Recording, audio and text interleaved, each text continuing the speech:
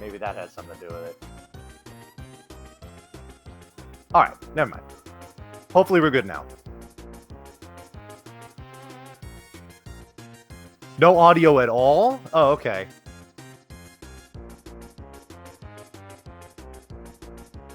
Obtain your first key item, but instead, we are going to come in here, talk to the village warrior Vonkar. He's going to give us a longsword.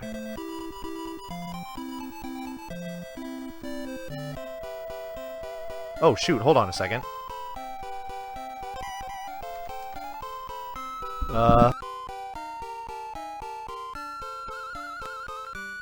Oh, you know what? Maybe that has something to do with it. Alright, never mind. Hopefully we're good now. No audio at all? Oh, okay.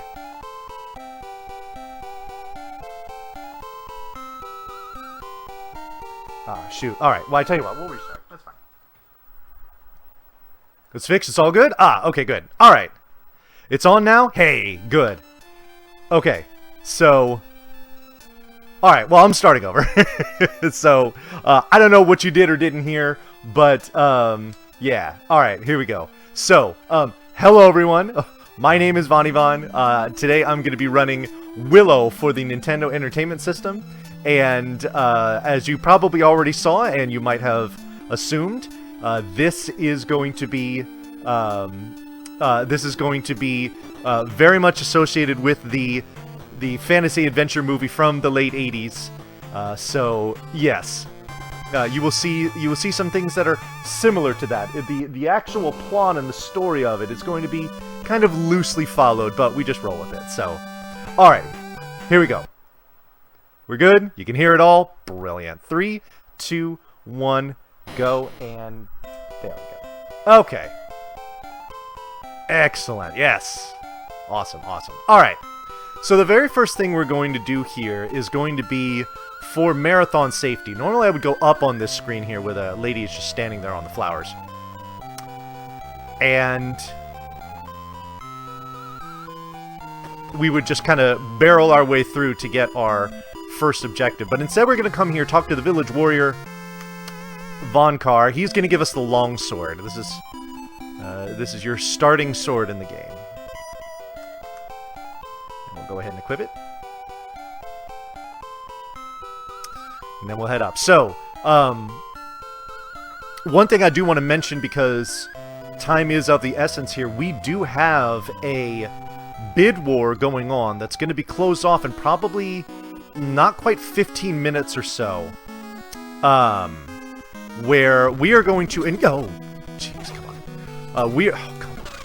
We are going to encounter the great swordsman Mad Mardigan. However, when we do, he is going to be in shackles. So we have a choice to either retrieve a key and save him, or to walk by him and ignore him. You will decide his fate with your dollars. So that is going to be cut off. That is going to be cut off probably when we start the Cherlindria cutscene, which is at the end of the second cave that we're going to be in.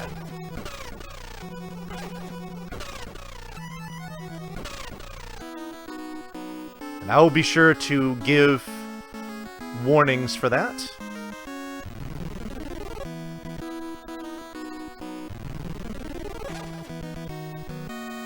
Perfect. Alright. So, this is part of the reason why we obtain the sword, is so that we can kill enemies until we get to level 2. Now, at this point, normally we would just go up as soon as we get into this village and it would take us to the next section. But, we're going to do a little more marathon safety, and this involves heading all the way down into the southwestern corner of this village.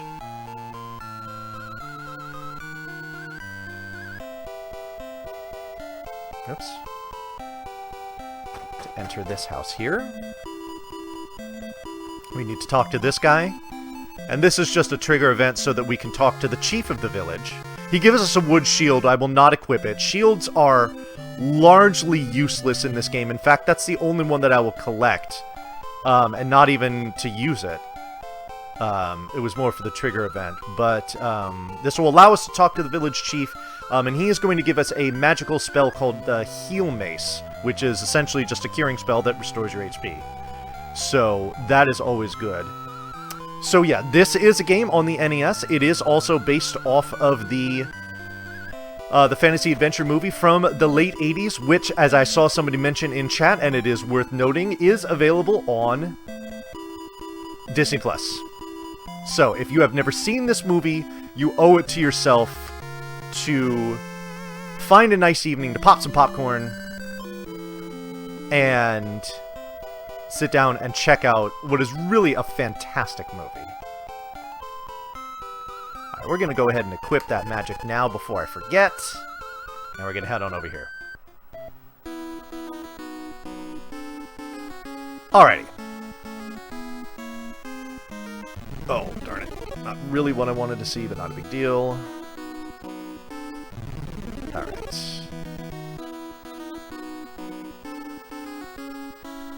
Alright, so this is a nice reason to have the heal mace here. He's going to charge down. We're going to go ahead and heal ourselves. Only take 2 hits there, which is nice. We have to get through another one of these Snake Men before we get to what we need to do. Oh, one thing that I do want to warn you about is there's going to be several times where I'll be doing death warps. And doing so, there's going to be some pretty heavy flashing on the screen.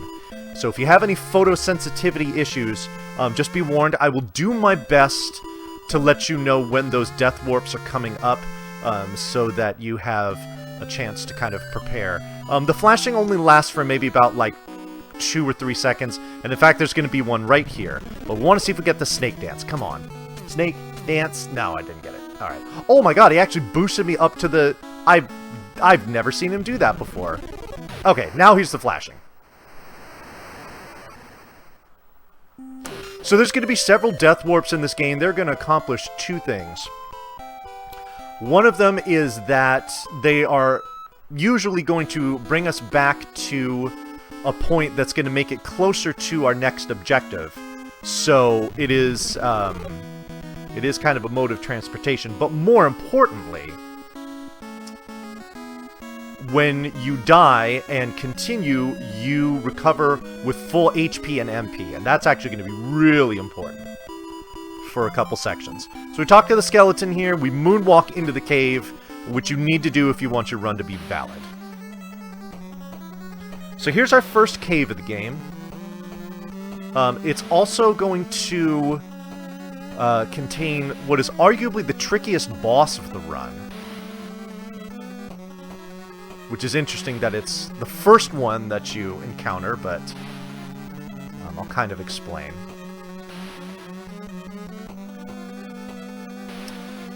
So yeah, we're just walking through here, walking. We're gonna get a sword upgrade in just a couple screens here, which is really useful.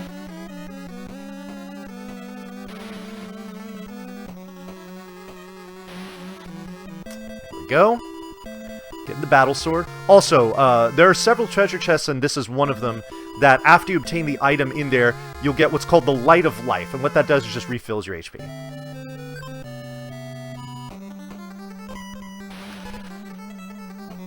And we'll just equip it real quick.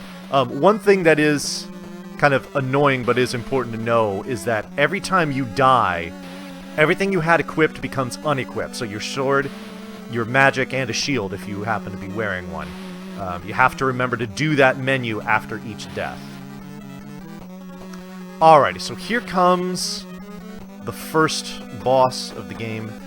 This is Bogarda, and this fight is very particular. First we have a cutscene, though.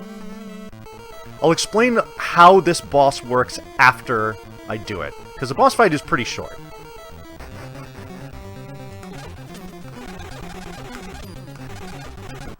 Okay, so the way that works is that the axe that he throws does much more damage than body contact. So what we do is we do one stab to push him against the wall, Then we intentionally boost off of Bogarda. During this time, the axe will go through our iframes. We do 3 sword swings, and then we do another boost, because as you saw, the axe has kind of a boomeranging effect. So during the second boost, the axe is coming back through our iframes. And then, if your timing's good, then Bogarda will be dead by the time he gets an opportunity to throw the axe the second time. So, the timing on that fight is rather particular, and I'm glad that I got it in one try. The nice thing about this run is that unintentional deaths are certainly not... I mean, certainly if you're going for a PB, it's not good, but for something like a marathon, it's not a run killer. It would only cost me, like, I don't know, 2, maybe 3 minutes. My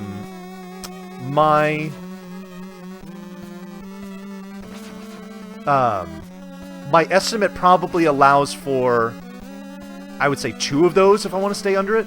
Especially if I'm going to be saving Mad Mardigan, which that we will probably cut off. I would say that's going to be in about 5 minutes. So if you feel strongly one way or the other about Mad Mardigan's initial fate, then you will want to get your money in. There's going to be a Death Warp coming up here too. I don't just like suck at combat here. I'm trying to die. So there's flashing.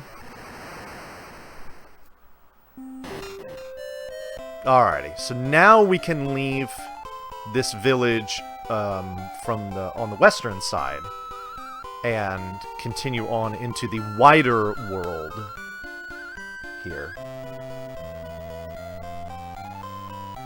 So to go into a bit of the lore about this game and kind of how it ties in with the movie. So Willow is a member of the Nelwyn tribe, which are these more diminutive folk.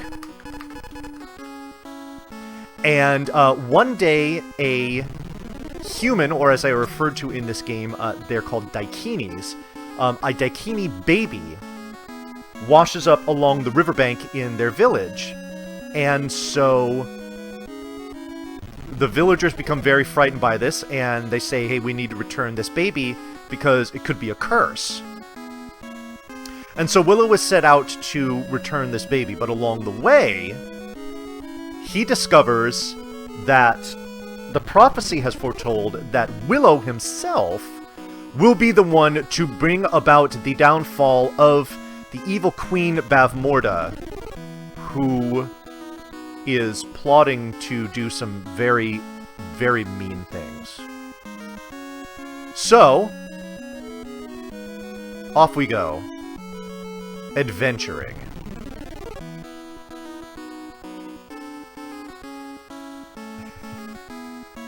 Alright, this screen here with the trees, this is really important. We'll be coming back to it. But remember that screen. First we've got to pop in here. We invade this lady's house. She's like, hey, that was rude, but hey, while I've got you here, take these herbs and go rescue my bird pet son friend. And so we're like, okay. And so off we go.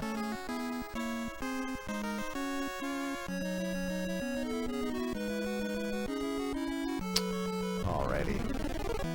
Now these trees spit fire. It is very rude. We have no way of destroying the trees either, so we have no choice but to run as quickly as we can through those screens. Luckily, we know the pattern in which they will be shooting out the fire, and if we move in a set way every time, then we should not take damage. Which is what I will be trying to do. So we just move up here, and that fireball will miss. We move up to this little corner here, and then down, and then that fireball misses as well. And then this one's easy. We just stay along this top seam here, miss, miss, and we're good.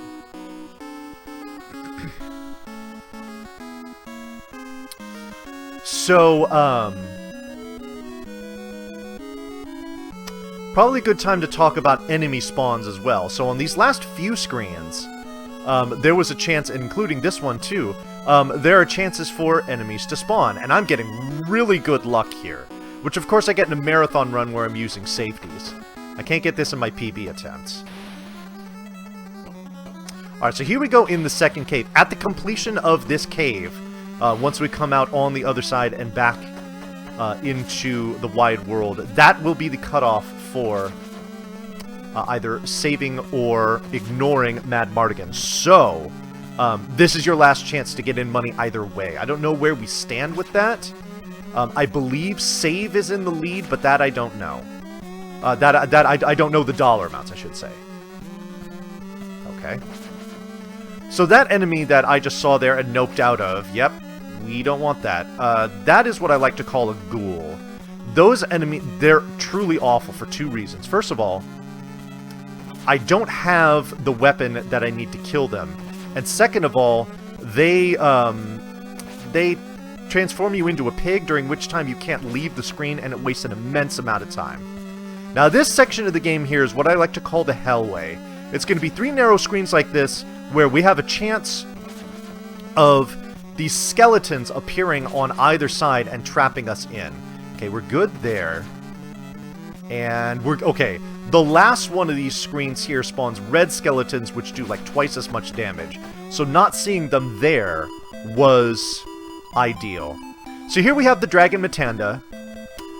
He says, if you just leave me alone, I will give you this Thieves Bracelet, and that's what we need to get out onto the other side of this cave. But before we do that, we have to go back through the Hellway. Now this is the most dangerous room with the red skeletons. Also, going up, it makes it more difficult to dodge them, but one hit is fine. I do have the heal mace in tow, so not a big deal, but I don't want to just go barreling through them. Alright, so we made it out of there. That's good. But before we leave, we have to make a little detour here, and this is rather important.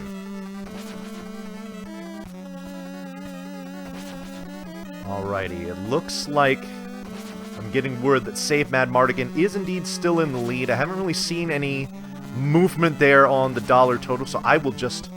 I mean, I'll get a final... Oh my god, I almost died there.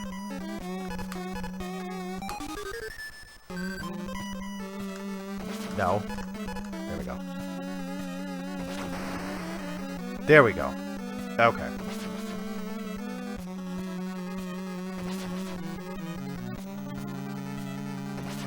Canon to the movie is saving.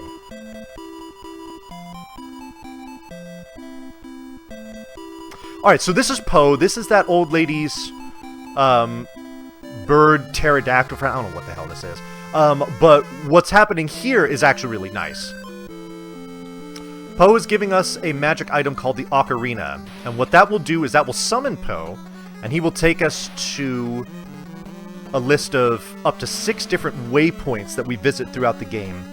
And we are going to use this quite a few times to save what would otherwise be several minutes worth of walking.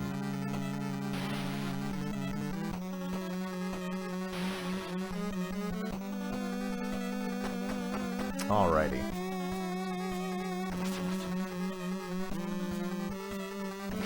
So now we've got to walk all the way out of the cave from whence we came. But we got one more thing that we need to do first before we leave. And that is pop in here and pick up the flame sword. So now we've got... this flame sword is actually going to carry us through a decent part of the game. So it is pretty important to get. We see the ghoul again. We're just resetting this screen, just hoping that he doesn't appear.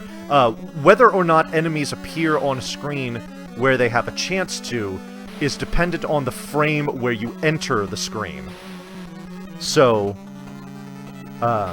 as opposed to just walking out and walking back in as quickly as possible, you saw me kind of move down and then into the screen. That's to kind of add some extra frames to the cycle and hopefully manipulate it so that...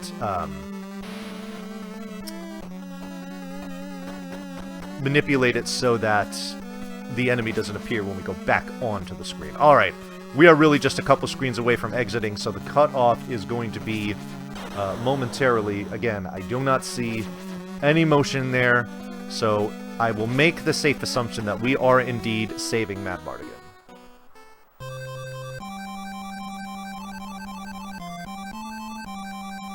But before we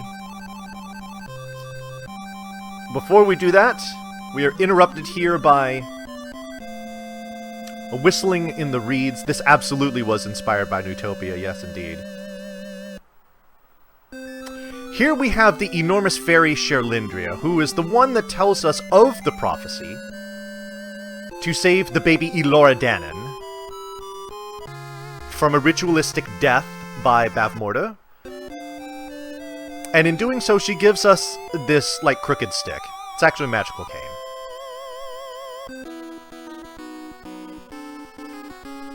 Right now that cane is completely useless. However, it is going to be a necessary item once it is powered up, but that will not be happening until a little later. So, for now, it will just collect dust in our inventory. Okay? Not a big deal to just boost through that guy. I know I'm going to be getting a free HP refill in just a few screens here.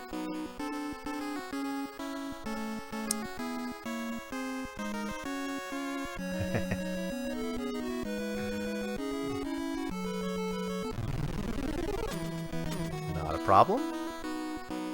Alrighty. So what we're picking up here is a sword called the Devil Eye. This is a rather unique sword, and I think I'll finish explaining what it's about after we get through this next screen here, because on this next screen,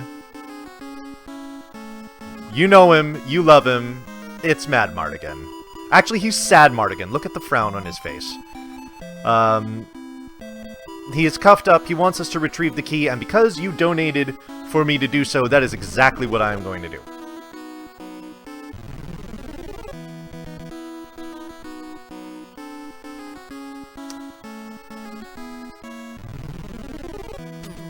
That was rude.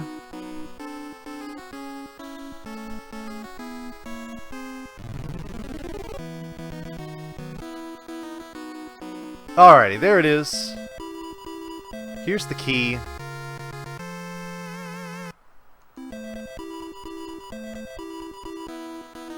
And now we head back. Now, this is a point worth mentioning. If you were doing a casual playthrough of this game, or if you were doing a glitchless run of this game, rescuing Mad Mardigan would be required. However, in this particular category, I do not need to do so. But we are going to, again, because you donated for it. He's going to give me the necklace, which does absolutely nothing. And then he's just going to disappear. And he's just gone.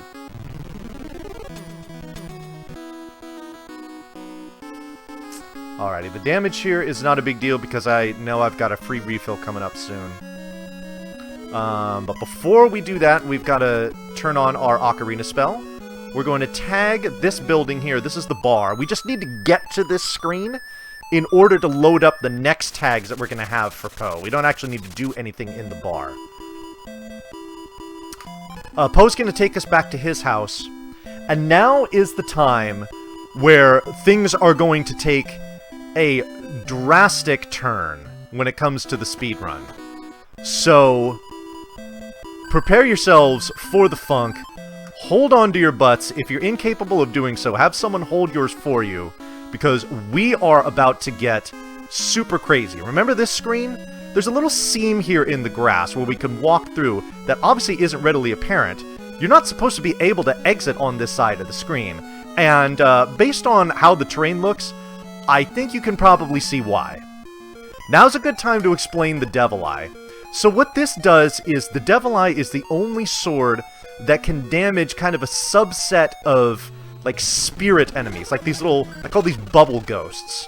All of your other swords will just go completely through them and do absolutely nothing. But the Devil Eye is the only one that can do damage to them.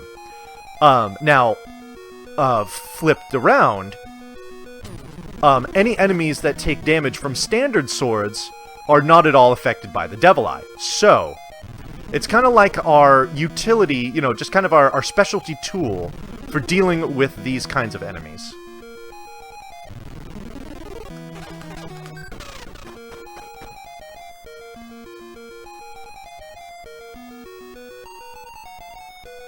Alrighty. So, what we've done here is a wrong warp.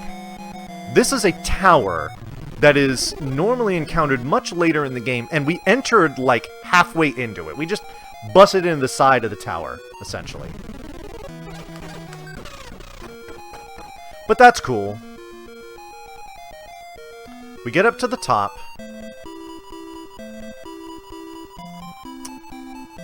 And we collect this red crystal. We need this red crystal to get a key item in order to unlock the final boss. Now, even though I'm outside, I'm still technically in a dungeon. So normally, I would not be able to summon Poe, because normally you can only do that quote-unquote outside. However, because I entered into this section through the wrong warp as opposed to the front door, the game still thinks that I'm outside and allows me to summon Poe, which is a nice little time save. Alright, so we did that crazy wrong warp, and that was a lot of fun.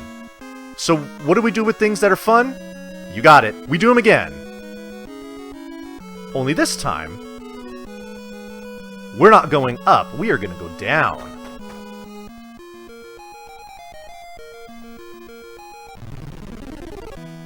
So now we are going to get to the bottom of this tower, which is where we're going to get that key item. But first, this is where you really have to be mindful of enemy spawns, because with those two bubble ghosts there, I am liable to take a good amount of damage and also lose some MP along the way, and I'm going to be doing a trick that is very sensitive a little later on, and it's really important, especially for a marathon run, that I have as much HP as possible. Oh shoot, I also wanted Flame Magic. There we go. Okay. Alright, so we've only got a couple more floors until we get to the bottom of this tower.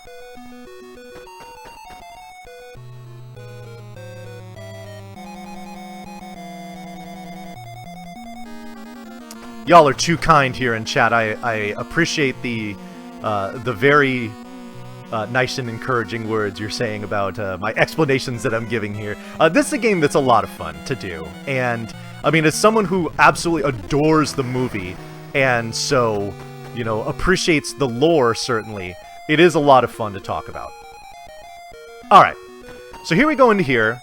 We see cute Babby. This is Alora Dannon, and the just kind of faceless lady that's holding her is going to give us the Crest of the Spirits. This is a key item that we need in order to get into the room where the final boss, who is Queen Bavmorda, resides. Alright, so everything looks normal, right? We did some funky stuff getting into those towers, but everything seems to be operating normally, right? Well, don't get too used to that, because we're about to just turn the funk meter up to 11 here with what we're about to do next. But it's not a wrong warp that we're going to do. It is a very particular trick that I will explain. Alright, we're going to walk into this cave, and oh crap, all of a sudden, big scary boss. No thanks. Actually, you know what? Yeah, let's go ahead and fight it. Oh crap, different scary boss. Alright, well, let's take it on. I have the courage to take this on, because I know there's an invisible wall between me and this boss. The scary boss can't hurt me. He's just going to keep charging at me, and I'm just going to keep pushing him back and back and back, and just wailing on him. Chipping away, chipping away, chipping away, chipping away, chipping away. Here we go. Hit, hit, hit, hit, hit, hit, and we're going to show some mercy. Now, you may notice, and it's rather conspicuous, that the overlay there, those big vertical bars on the left side, are persisting even as I walk out. Normally, those are reserved for only areas where you're engaged in a boss battle. What I have done is, by leaving that room, I have carried that boss flag with me. So that boss that you saw me, quote-unquote, fighting, that was General Kale. He's the second to last boss of the game. Killing him gives you a little over 7,000 experience. We're going to carry that boss flag over here to some enemies that are going to be coming up here. You see I currently have about 1,200 experience. By the time I'm done with what I'm doing here, in about a minute, I will have 40,000 experience. But I have to concentrate on what I'm doing here. Okay, good.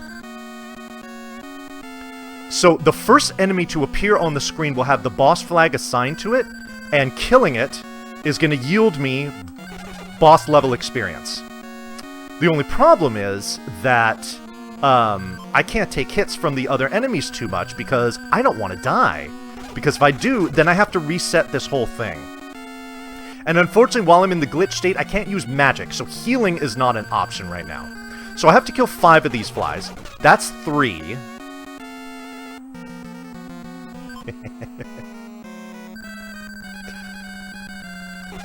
Oh, don't you dare. Oh, you sneaky bastard. Alright, never mind. Alright, still need 2 more. Just have to reset the screen if you don't get that first kill. You can't kill the others. I mean, you can, but it'll just give you the standard experience they would normally give. Alright, 1 more.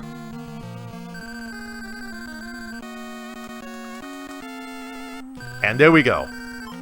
So, here's another interesting thing.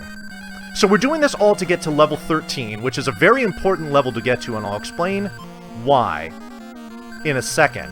But, in order to make sure that we get credit for getting to level 13, we have to walk outside.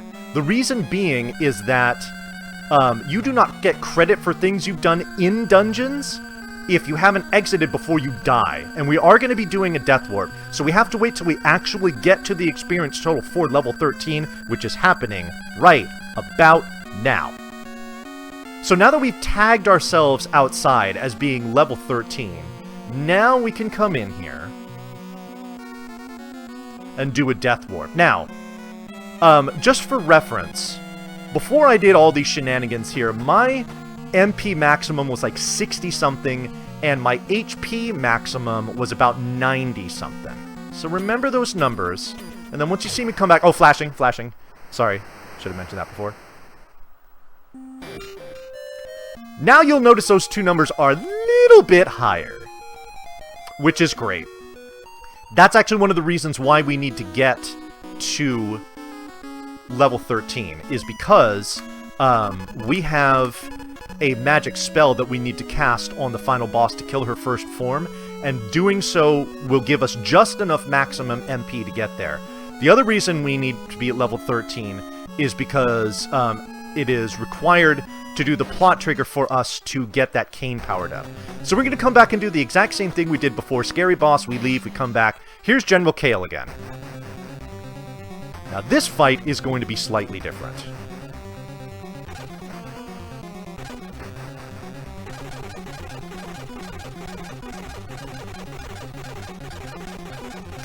Again, same thing, we're safe, we're going to keep wailing on him, only this time, he dies. Alright, now, I know I've been doing a lot of explaining here, but I'm going to go quiet for just about a minute, because the music in this next cutscene is straight heat, so I want you all to appreciate along with me. This is customary for me to do on stream.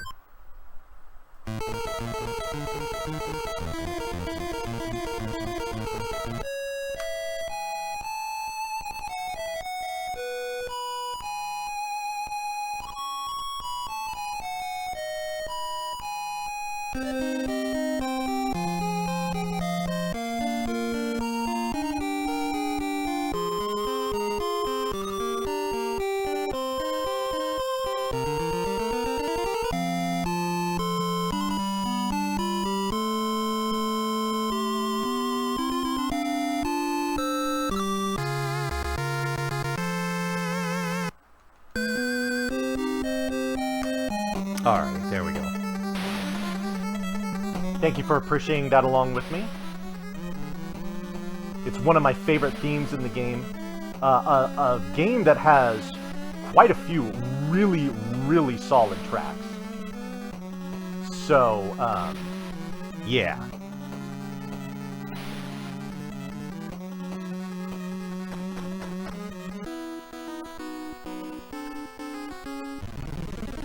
Ooh, good. All right.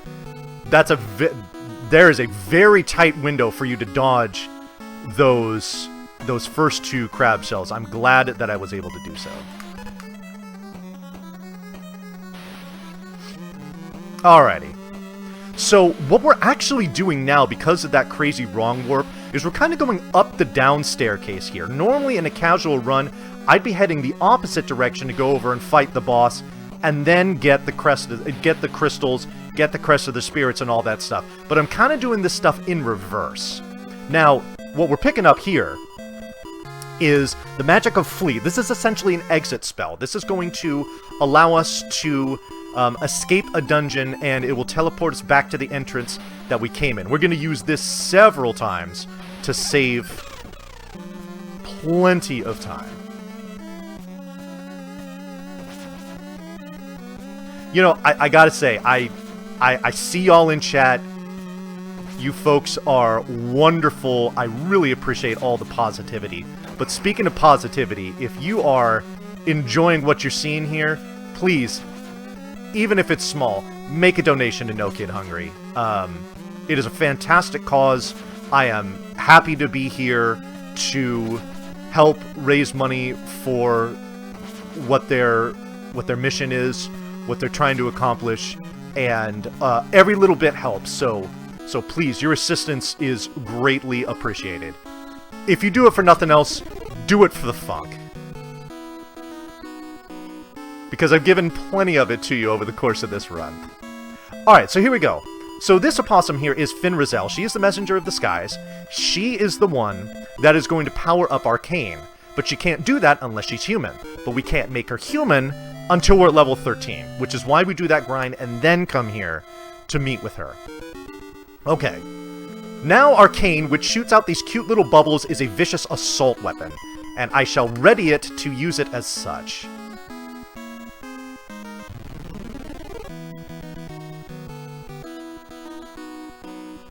So this is a pretty long walking section here. This would be a great time for donations, but unfortunately I haven't seen anything, that tracker go up yet, so let's get some donations in here to get red. That would be sweet.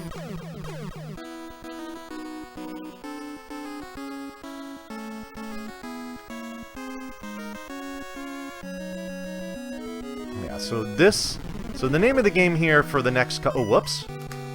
Thank you for the reminder. You saw me swing my sword at that fly and it did absolutely nothing? That's because it was the Devil Eye. So I'm glad I figured it out on that enemy as opposed to this one here, which I just normally push out of my way. Yes, Yami, the incentive did indeed get met for debug mode. So, if y'all are fans of the funk, you do not want to go anywhere after the conclusion of this run, because it's going to be blast-off time.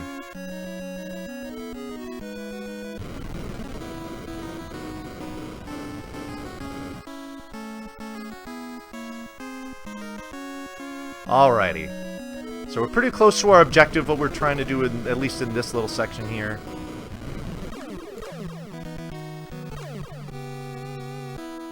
Alrighty, we come up here, and we get this.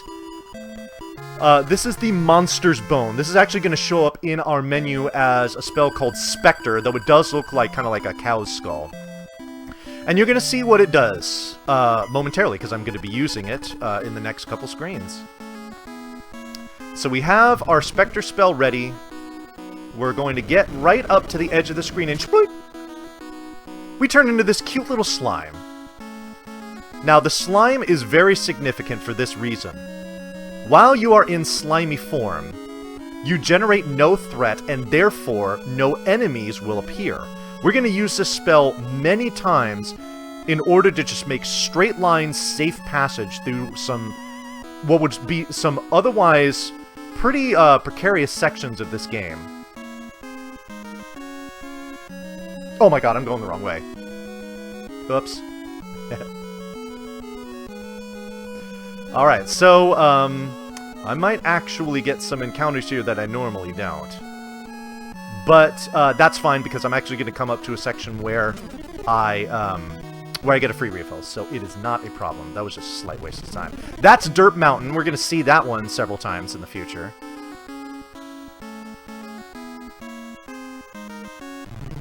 No Dirt Mountain. Leave me alone. Alright.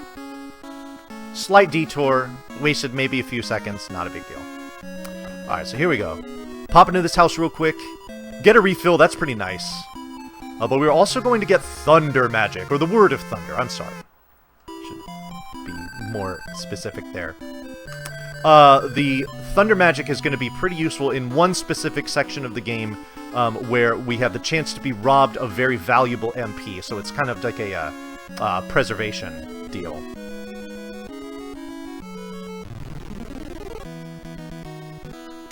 Alrighty. So we're almost to the end of this mountain section.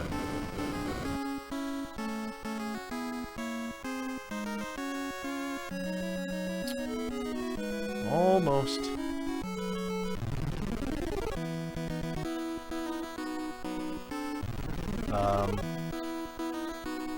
Nope. We are gonna just degenerate those skeletons. Yes, there we go. Oh, Dirt Mountain, no! Dirt Mountain, please! Okay, good. Alright. So, we are gonna get to the edge of this screen and flip! Turn into slime. Now, here's something I always like to ask. Did you see this little slime kind of slithering along?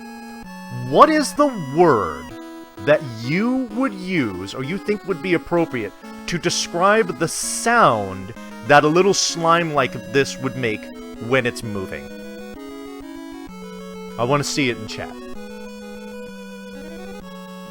I always get a huge variety of answers when I ask this question, and it's great, so I want to see what y'all think.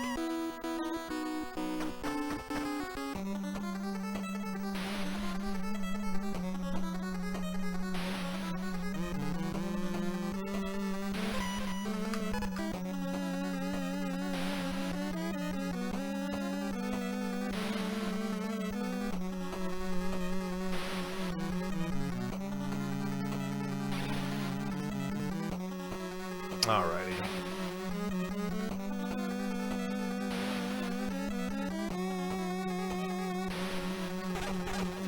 Alrighty. So, the reason I went out of the way to kill that enemy was because you saw it drop that little kind of like flashing pebble. Each of those pebbles regain... Every time you get one of those pebbles, you regain 10 MP. And I'm going to want a little extra MP because this next section that I'm going through, I'm going to be going back and forth quite a bit. And I'm going to need a whole bunch of MP to get through here. So, here we go. Squash, slurp, slurping. Bloop, bloop, bloop. Squish, squash. Shloop, slurp, slurp. Yeah, squelch. Que?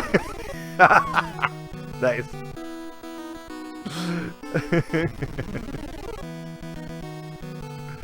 Alrighty. Very nice. I like those answers.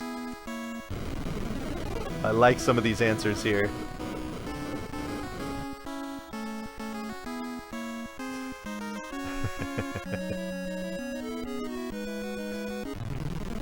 Unfortunately, I can't kill that to the point where I can get the pebble, so we leave that one.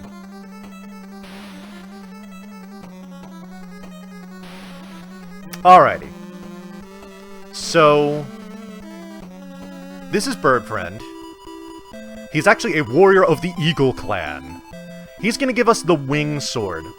As it stands, the Wing Sword is currently very feeble. Does, like, no damage. But that will change. Oh, God, get out of the way. Thank you. Alright. So now is when we're going to start using our fleet magic. Oh, I like you too. Thank you so much. And it's just going to zip us right on out of the cave and right back to where we started.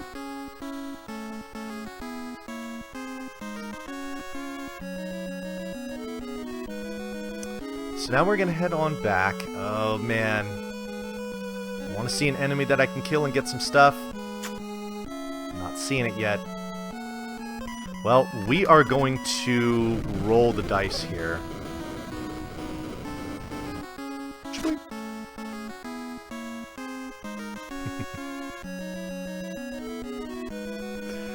And again, we just slide along. Alright, now, this is one of the things that I find really amusing about being a slime. As you can see, I am very squishy, and I don't seem to have any sort of body here. And yet I'm going to enter this cave, and you are going to hear what is very distinctly footsteps. Slimy footsteps. Slight oversight.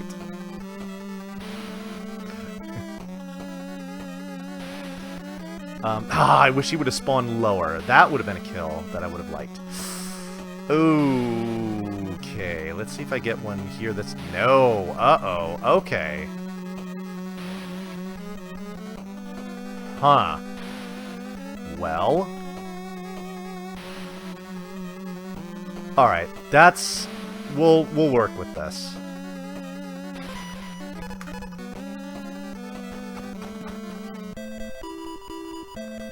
Alright, so here we get the witch's shoes. That's going to allow us to cross that bridge that you saw that was right next to the cave that we entered where we talked to Burp Friend.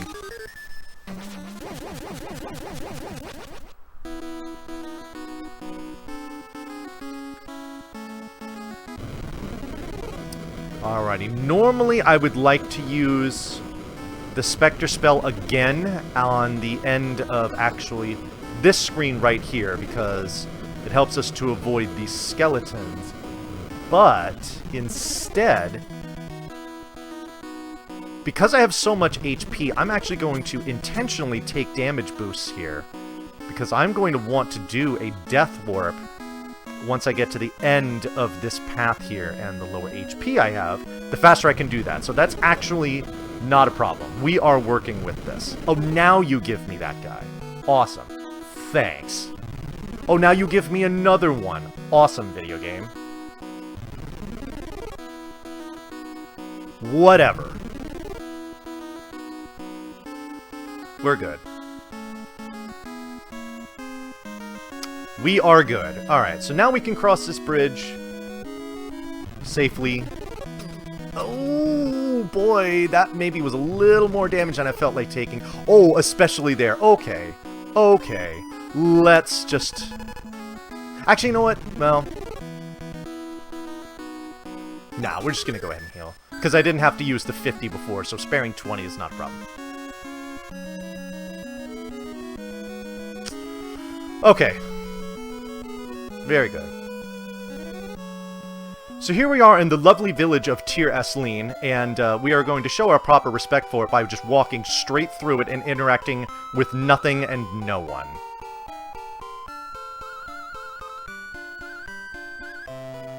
Indeed, yes. If you are enjoying this, please do follow me on Twitch. I would greatly appreciate that. Y'all are being very, very lovely tonight, and I am enjoying it as much as you are. Alrighty. Oh, let's get the flame sword on just in case that becomes a necessity. Oh yeah, there's plenty more slime sections coming up. In fact, we're gonna have one coming up here pretty soon.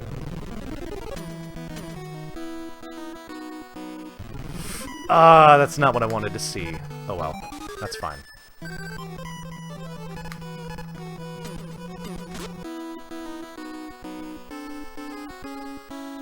Well, we used the MP we saved because we didn't have enough to do what I originally wanted to do, but that's cool because now I could heal twice. I'm still at low HP, and we're almost to the end of this path, so it ended up working out one way or another. It's always lovely when that happens. another warning here.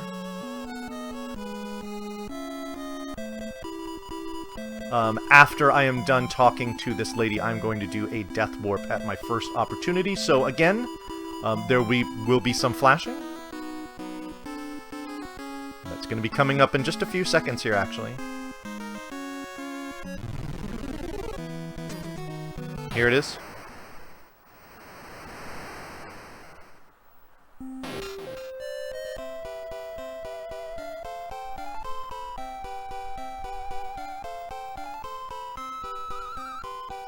Alrighty, so again, we have another visit to Tirisleen, and we treat it the exact same way. We just walk straight through it, pay it no mind. In we go to Tirisleen Castle.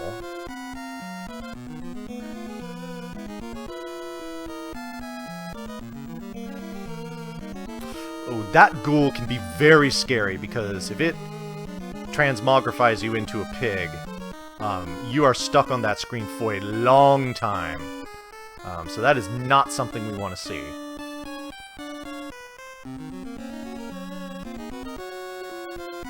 Perfect. Alright. We are going to equip that, and then that. Alright, we've got a boss fight coming up here. Let's see if I can make this as simple as possible. Yep. Sweet. There's a chance he can throw a fireball at you and knock you back. You can take like 3 fireball hits, so that's not really that tough. But you just go in, you stand right on that one spot that I was at, and you just whip him to death with the sword. Oh, we walked straight into a dungeon. Oh, and this is awesome. Watch this. Ha ha ha, I am Kale, the General of Nockmar. He introduces himself despite the fact that this is the 3rd time we are seeing him. Also, hey, it's Mad Mardigan. He says, hey Willow, we meet again. Even if you don't rescue him, there, he says we meet again. But in this case, we are actually meeting again. And now this is the one and only encounter we have with the brownies. These are Frangine and Rule. So the brownies are these very, like tiny humans, like Smurf-sized humans, that are generally known for causing mischief. But these two befriend us and help us out on our mission, which is rad. So now we get to escape, and now finish our escape.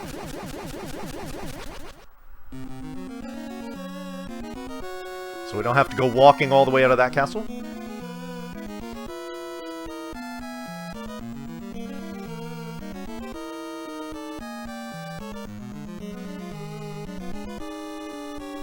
Alrighty. Now, that little pink thing there, that's the brownies again, but we're done with them. That is a completely pointless, just time-wasting cutscene. We're not about that life.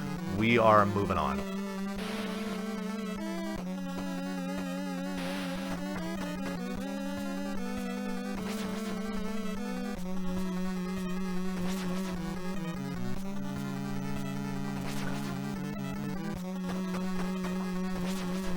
So, this is just a really long walk through a cave. I don't know if we have a host that maybe wants to slide in here for a minute and read off. I see we did get a few donations, so if we want to read those off now is the perfect time to do that.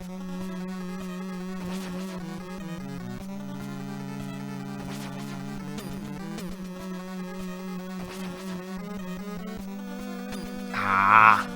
I didn't mean to take that hit.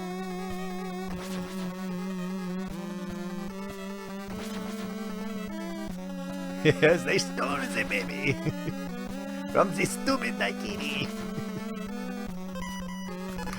Alright, we get our Spectre magic going on here.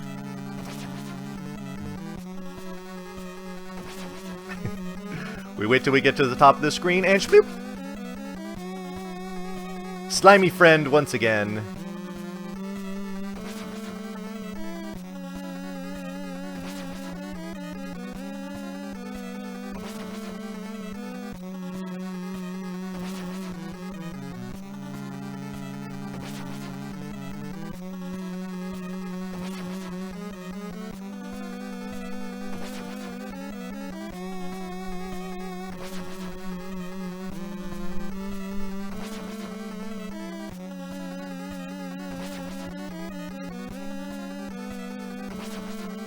Okay.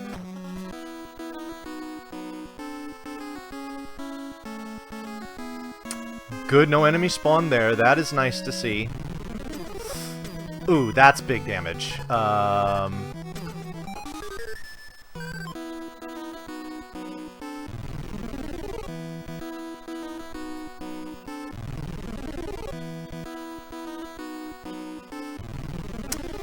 Dirt Mountain, please.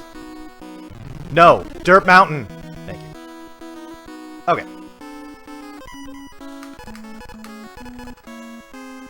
Alrighty, so this is where we use the Thunder Magic if we need to. We get to any of these screens here where we have...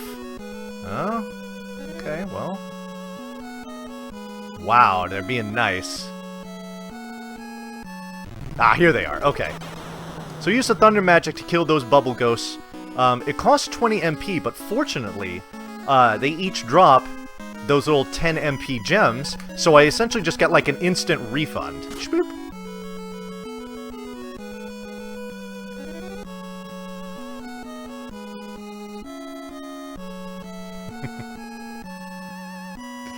Alrighty. Now this is a very significant use of the slime. Oh, hello. For what we're gonna do here. So we've got this big menacing guard here at the tower. Oh no, a monster! And he's gone. Scared by slime friend. What a coward. Slime friend is so squishy and nice. What is wrong with this dude? Anyway. So you are required to use the Spectre Magic in order to get into Nockmaar Castle. This is the final dungeon of the game, however, this is going to be just our first dip into it. Oops, hello, that is not what I meant to do. So this is our other bird friend, who is the brother of the blue one that we saw in the other cave. What he's going to do is he's going to grant his power to the winged sword, and now make it the most powerful sword available in the game. Alright, we're going to teleport on out.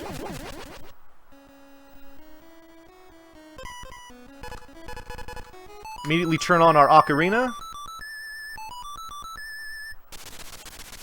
Summon bird friend.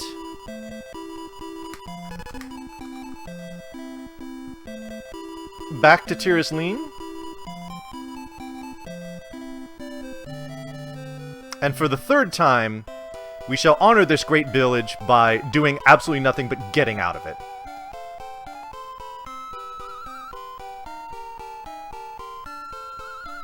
We don't want to have anything to do with the stuff in this place, because it is merely a waste of time.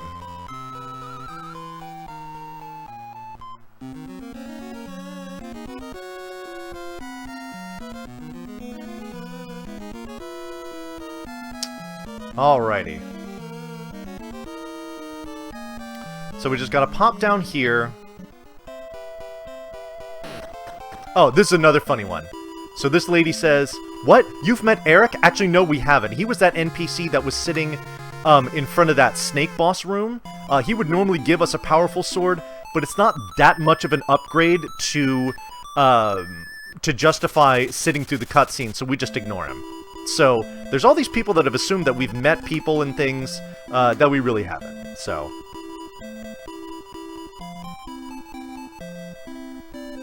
Alrighty, so that's our last use of Poe. We're gonna do one more Death Warp here. Come on, enemies. Enemies, please, thank you. Alright, so flashing coming up here in just a second. Here it is.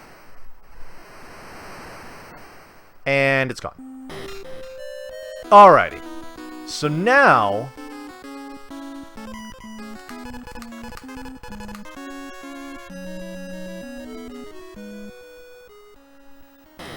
Now we can make our actual trip all the way through Nockmaar Castle, because what that lady gave us, the one that I visited right before I did my Death Warp, was the key to Nockmaar Castle. There's going to be a few doors that I'm going to be going through here that I would not be able to go through if I had not talked to her. So, important stuff. Also important to note that the music in this section is phenomenal.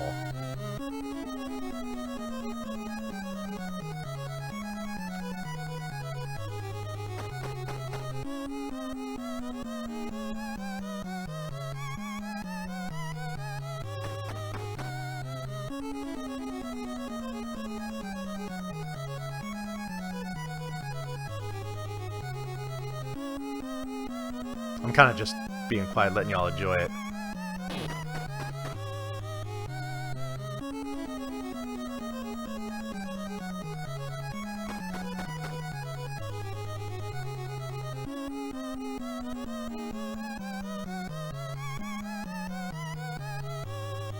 Alrighty, so this is the only appearance of a character named Sorsha, who is the daughter of Queen Bavmorda. So, in the cutscene where we actually talked to the brownies, they gave us an item called the Powder of Unrequited Love, which we want to use on Sorsha here so that she'll actually be nice to Man Mardigan. But she dodges it, it hits Man Mardigan instead. He starts to talk about all kinds of poetry, he dwells in darkness, all this stuff. And he changes Sorsha's heart, and she's like, okay, here's the deal. Go ahead and kill my mom. And that's what we're about to do. But first, before we can do that, remember this guy? That's right, you know him, you love him. It's General Kale. For the 4th time, this will be our final showdown, where he can actually, like, attack me. But not really, because we're just going to stand here in the corner, just whip at him, and he's dead.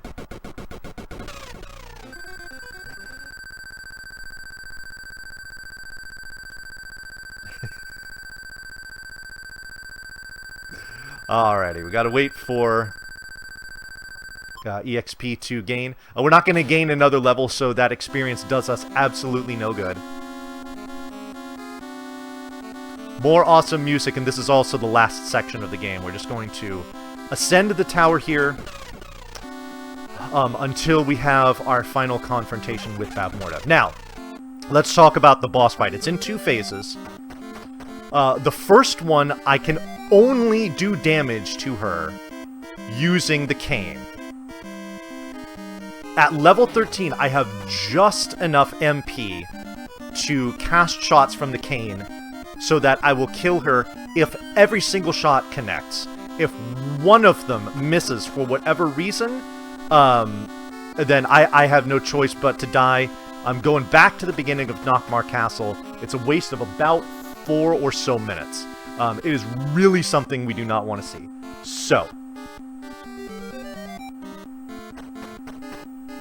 let's hope we do this the first time. And that fight is coming up right now. Not quite yet, though. We have a cutscene first.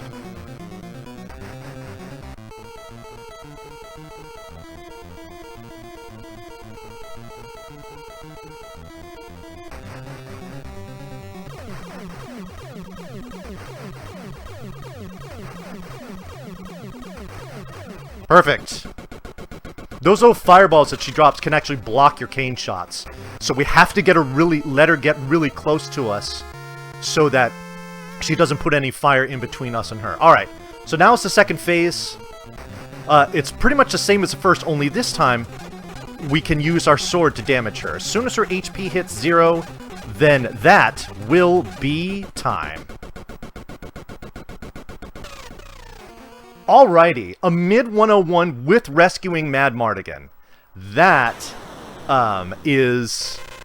pretty good. I am very happy with that time. A 101, that's pretty sweet.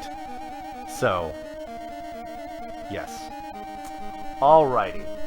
Well, I tell you what, folks. We have reached the end of the game, and this is cool and all. But what's even cooler is that before my run even started, you all met the donation incentive to do the debug exhibition. So I'll let you kind of just see some of the story of the credits here.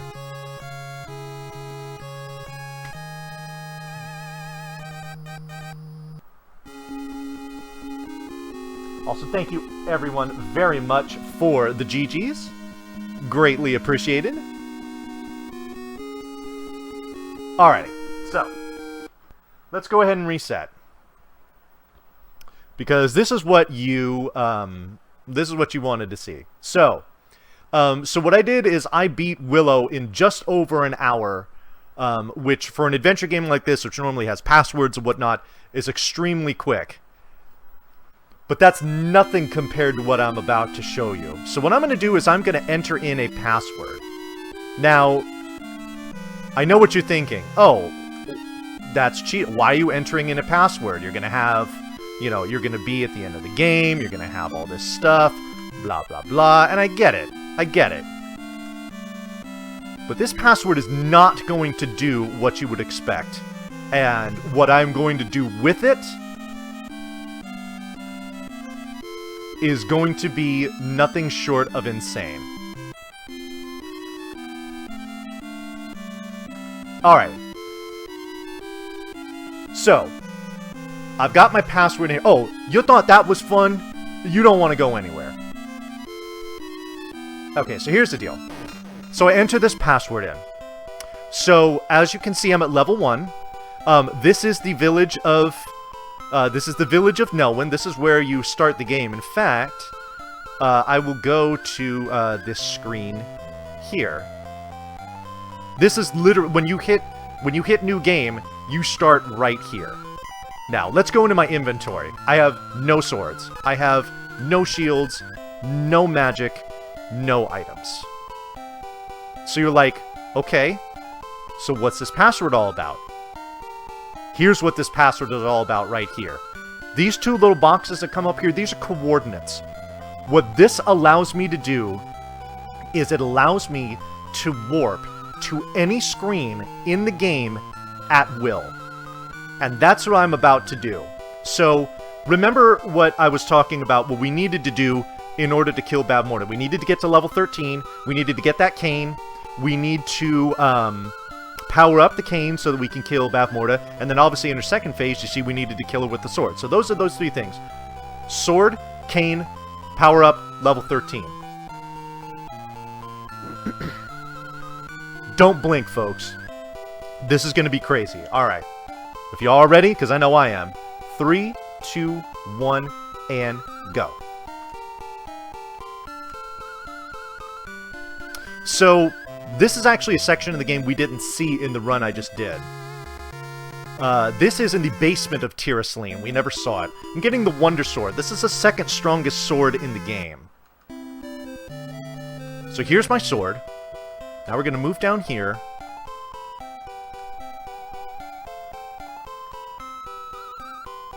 Oops, hello. There we go. You might remember this. The whole glitchy boss thing.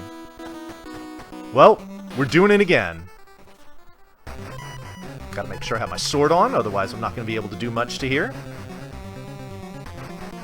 Oh yes. This is maximum fun.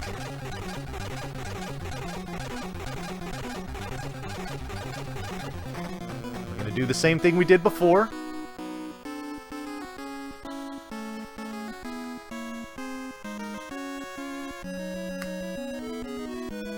Alrighty. Same principle. First enemy that appears, boss experience. This is much easier and safer. They're these squishy little slimes. They die in one hit, especially to the very powerful sword. We're going to do 6 of these. This is going to give us the experience that we need. That's 4. 5. And 6. Now we're going to move down over here. And we're going to go to 14A. So this is Cherlindria's cave. You remember this from the run itself. You don't hear the whistling music because you are not entering the screen the way that the game expected you to.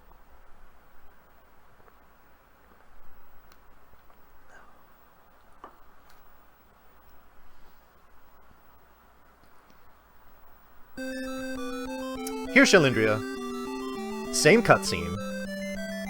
The important part here, she gives us the cane.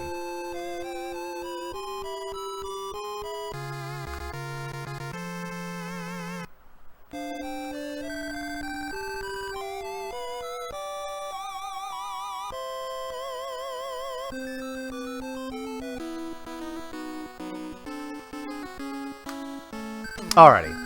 So I'm going to go ahead and take a couple hits here from these guys, because I'm going to want to set up a death warp here. But we got some time to chill, because, like I told you before, I'm not going to get credit for level 13 until my experience counter actually gets to that level. That's not going to be until after we get north of 39,000 experience.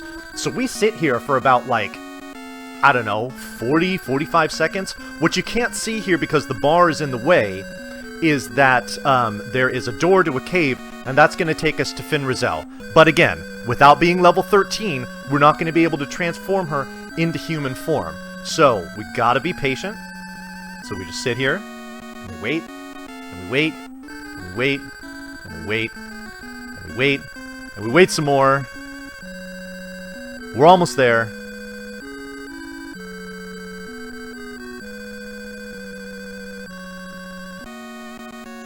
In we go.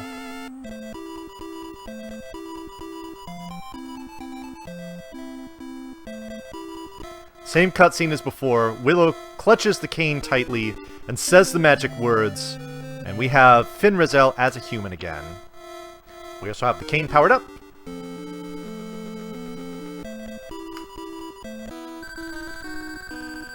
Now we're just going to head on up here. There is a death warp right here. So flashing. We continue. The debug persists even after death, which will be really helpful if I die on the boss here. Speaking of the boss, here she is. Here's Bavmorda.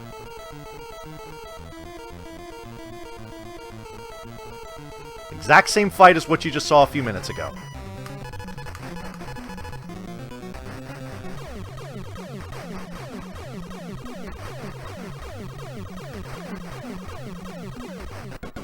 There we go. First phase down.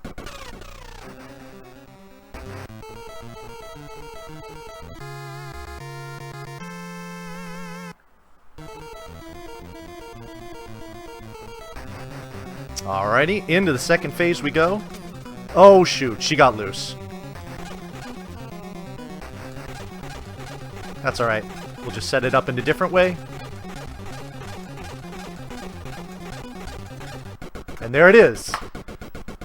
There is Willow beaten from beginning to end in 5 minutes flat. So yeah, we did everything we needed to do, and we beat the game. Now, you might be saying, dang, that was super fast. 5 minutes, that's mind-blowing. Oh, no, no. No, no, no. What if I told you it got even better?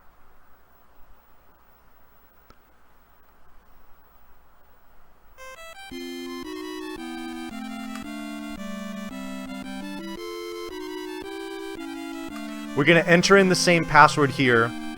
And what I am about to do is gonna send your brain all the way to the ceiling.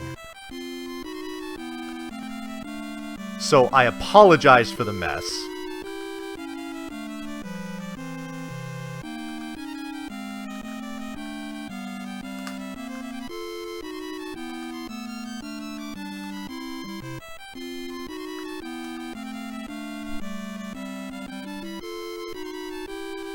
Alrighty, here we go. Y'all ready? 3, 2, 1, and go. What is it? Oh, nope, I went the wrong way. That's what I meant to do.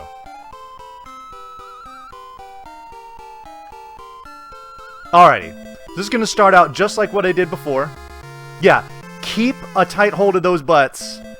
Hold on to them, because this is crazy stuff. Alrighty, so I've got my sword. Is that right? Yeah, that is. And... wait a minute. Wait. What about the cane? What about level 13? You didn't do any of that stuff. What are you doing, Vonnie? Here's what I'm doing. I'm just going to go ahead and warp out of Bavmorda's chamber. You see her flailing around there. We're going to come down here to these slimes that you might recognize from the last run, and we're going to beat these up.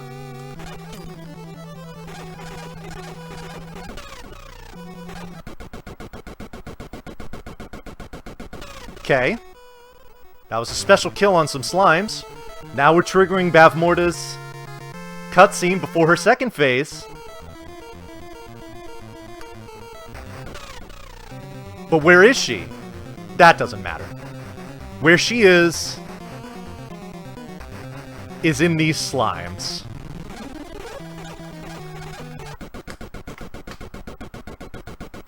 And there we go.